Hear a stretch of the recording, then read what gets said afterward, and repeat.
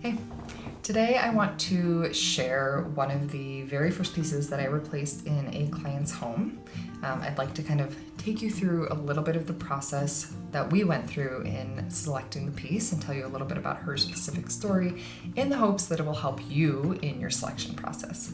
So this client works from home. She's on Zoom all day long, and she felt like she really couldn't communicate to her team who she was, that she is actually very funny and lighthearted, that her life is filled out with color and character.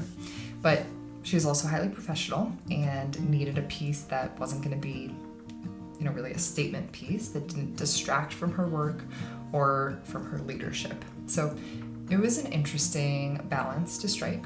We ended up with this piece, which we got as a print. We got it fairly large so that it would be actually a part of her Zoom background. The artist here is Helena Wurzel.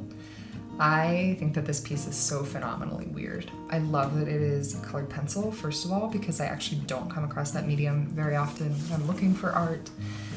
And secondly, because here, anyway, I find that it is so highly sketchy and imperfect in a way that I really love.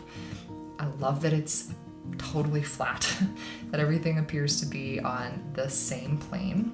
The colors are bright and playful, but it's also serene to me. I find serenity in the moon, in the rich blues, in the trust inherent in having an open door.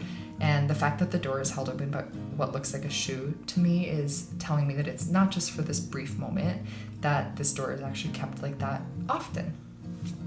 I like peeking into people's lives, and this piece gives me these little insights of this person's habits, their priorities, their preferences, in a way that I find totally delightful.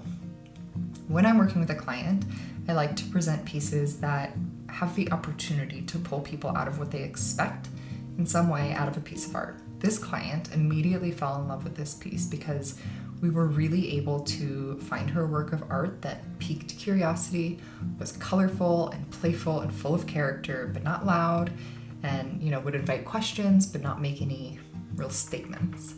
And I share all of this with you, and I'm going to continue to feature occasional pieces because I think that a lot of prospective collectors get stuck on actually making buying decisions and trusting that the piece is right. We get really in our head about all of that. And I think that a lot of times collectors' parameters are either totally undefined, which makes it virtually impossible to find art, or overly defined, which makes it really frustrating.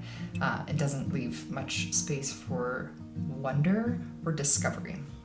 So this client did not say, I need XYZ colors, and the medium needs to be this, and the subject matter, whatever. They basically said, this is the problem that I am trying to solve for, and remained really open and curious about how art could do that. Which is not to say that she didn't have some caveats. She certainly did. We've already discussed them, but there were, colors that would not have worked in her office space, or subject matter that would not have been appropriate for Zoom, or, distracting in some way, or didn't actually reflect who she was. But at the center, she held the intended impact of the piece, and ultimately made the decision really swiftly and confidently to buy the work.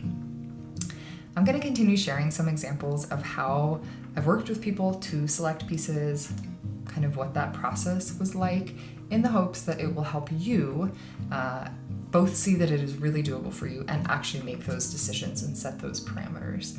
Please let me know if you have any questions in the comments below, and if you are curious about the work I do with clients and would like to have a little extra support, you can certainly head over to my website to check out all of our services, and of course drop a line if you have any questions.